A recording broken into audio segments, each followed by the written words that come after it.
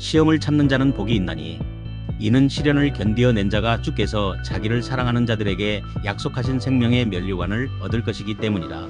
사람이 시험을 받을 때에 내가 하나님께 시험을 받는다 하지 말지니 하나님은 악에게 시험을 받지도 아니하시고 친히 아무도 시험하지 아니하시느니라. 야고보서 1장 12절로 13절 말씀. 사랑하는 성도 여러분, 오늘 우리는 야고보서 1장 12절과 13절 말씀을 통해서 그리스도인의 삶에서 피할 수 없는 주제, 곧 시험에 대한 귀한 교훈을 나누고자 합니다. 이 말씀은 우리의 신앙 여정 가운데 닥치는 모든 종류의 시험에 대한 성경적인 이해와 복음적인 응답을 말씀하고 있습니다. 우리는 이 말씀을 통해 시험을 만났을 때 가져야 할 복된 태도와 시험의 근원에 대한 정확한 분별력을 배우게 될 것입니다. 시련을 견디어낸 자에게 약속된 복은 12절에 기록된 바와 같이 생명의 면류관입니다. 12절은 시험을 참는 자는 복이 있나니라고 선언하며 이 복의 구체적인 내용으로 생명의 면류관을 얻을 것이라 말씀하고 있습니다. 그렇다면 시험과 시련은 어떤 의미가 있을까요? 여기서 야고보 사도가 말하는 시험, 즉 페이라스모스는 크게 두 가지 의미로 사용됩니다. 하나는 하나님께서 우리의 믿음을 연단하시기 위해서 허락하시는 트라이얼, 테스트라고 하는 시련을 의미하고, 또 다른 하나는 우리를 죄로 이끌어 넘어뜨리려는 유혹 템테이션을 의미합니다. 12절에서는 특히 시련을 견디어낸 자라고 말함으로써 믿음을 성장시키고 연단하기 위한 하나님의 섭리 가운데 있는 고난과 어려움을 참고 이겨내는 것을 강조합니다. 시험을 참는 자에게는 생명의 면류관이라는 복이 주어집니다. 시험을 참는다는 것은 단순히 고통을 꾹 참아내는 소극적인 행위를 넘어섭니다. 이것은 시련 가운데서도 하나님의 선하심을 신뢰하며 인내로 믿음을 지켜내는 적극적인 순종을 의미합니다. 그 결과로 얻는 복이 바로 생명의 면류관입니다. 이 면류관은 영원한 생명을 상징하며 주님과의 온전한 연합을 의미합니다. 이 생명의 면류관은 세상의 부귀영화나 명예와는 비교할 수 없는 오직 주님을 사랑하는 자들에게 약속된 복음의 최종적인 승리입니다. 사랑하는 성도 여러분, 우리가 지금 어떤 어려움과 고통 속에 있습니까?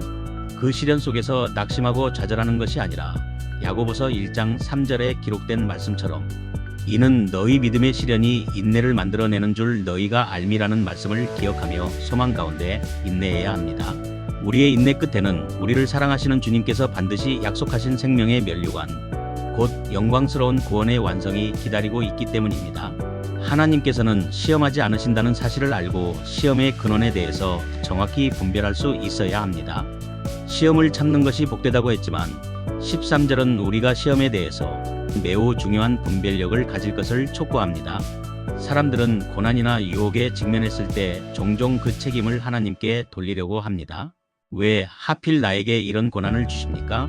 하나님께서 나를 이렇게 힘든 상황에 몰아넣으셨기 때문에 내가 죄를 지을 수밖에 없습니다. 라고 원망할 수 있습니다. 그러나 야고보 사도는 단호하게 말합니다. 사람이 시험을 받을 때에 내가 하나님께 시험을 받는다 하지 말지니, 이 말은 하나님의 성품과 사역에 대해서 가장 정확한 진리를 선포한 것입니다. 그 이유를 13절 하반절이 분명히 밝히고 있습니다. 하나님은 악에게 시험을 받지도 아니하시고 친히 아무도 시험하지 아니하시느니라. 하나님께서는 악에게 시험을 받지 않으십니다. 하나님께서는 완전하시고 거룩하시기 때문에 그 어떤 악도 하나님을 유혹하거나 시험하여 흔들 수 없습니다. 하나님께서는 친히 아무도 시험하지 않으실 뿐 아니라 유혹하지도 않으십니다. 여기서 시험은 유혹, 템테이션의 의미가 강합니다. 하나님께서는 사랑이시며 선하시기 때문에 하나님의 목적은 우리를 죄에 빠뜨려 넘어지게 하는 것이 결코 아닙니다. 하나님의 모든 행위는 선하시며 하나님께서는 오직 선한 것을 주시는 분이십니다. 그렇기 때문에 야고보서 1장 17절은 각종 좋은 은사와 온전한 선물이 다 위로부터 빛들의 아버지께로부터 내려오나니라고 말씀하고 있습니다. 복음적인 이해는 여기에 있습니다. 로마서 8장 32절에 기록된 바와 같이 우리를 위해서 독생자를 아끼지 않으신 하나님께서 어찌 우리를 파멸시키기 위해 악으로 유혹하시겠습니까? 하나님께서 허락하시는 것은 우리의 믿음을 연단하여 생명의 면류관에 이르게 하려는 시련일 뿐, 우리를 죄로 이끄는 유혹의 근원은 결코 하나님이 아니십니다. 그렇다면 시험에 대한 우리의 복음적인 응답은 무엇이어야 할까요? 시련을 만날 때는 인내하며 믿음을 연단받아야 합니다. 하나님께서 허락하신 시련이라면 이는 우리를 연단하고 온전하게 하기 위한 축복의 도구임을 믿어야 합니다.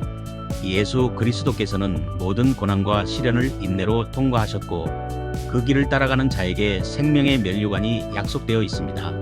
그렇기 때문에 우리의 시련을 통해서 그리스도의 성품을 닮아가는 기회로 삼아야 합니다. 또한 유혹에 직면할 때에는 이 시험이 하나님이 주시는 시련인지 사탄 마귀가 주는 유혹인지 그 근원을 분별할 수 있어야 하고 사탄의 시험이라면 단호히 거부해야 합니다. 우리를 죄로 이끄는 유혹은 하나님에게서 온 것이 아님을 명심해야 합니다. 야고보서 1장 14절은 유혹의 근원이 자기 욕심에 끌려 미혹됨이라고 명확하게 밝히고 있습니다. 우리의 죄는 하나님의 책임이 아니라 우리 내면의 죄악된 욕심 때문이기 때문에 그 책임은 스스로에게 있다는 사실을 명심해야 할 것입니다. 그러므로 유혹이 다가올 때 하나님을 원망할 것이 아니라 하나님의 선하심을 신뢰하며 갈라디아서 5장 24절의 말씀에 따라 우리의 욕심을 십자가에 못 박고 예수 그리스도의 능력으로 죄의 유혹을 단호히 거부해야 합니다. 복음은 우리에게 죄를 이길 수 있는 성령의 능력을 주셨습니다. 그러므로 하나님의 생명의 말씀에 의지하여 주 예수의 이름으로 단호히 선포하고 물리쳐야 될 줄 믿습니다. 사랑하는 성도 여러분, 시험이 없는 삶은 없습니다. 그러나 시험에 대한 우리의 태도가 우리의 영원한 운명을 결정한다는 사실을 명심해야 합니다. 주 예수의 이름으로 시험을 참아내어 생명의 면류관을 얻을 복된 자로 바로 서야 합니다. 하나님의 선하심을 확신하고 유혹의 근원을 정확히 분별하여 죄에 대한 모든 핑계를 내려놓아야 합니다. 이 복된 말씀 위에 굳건히 서서 모든 시련 속에서도 그리스도 예수 안에서 승리하여 마침내 주께서 약속하신 생명의 면류관을 받아 쓰는 저와 여러분의 건강하고 행복한 신실한 믿음의 삶이 되시기를 주님의 이름으로 축복합니다. 아멘.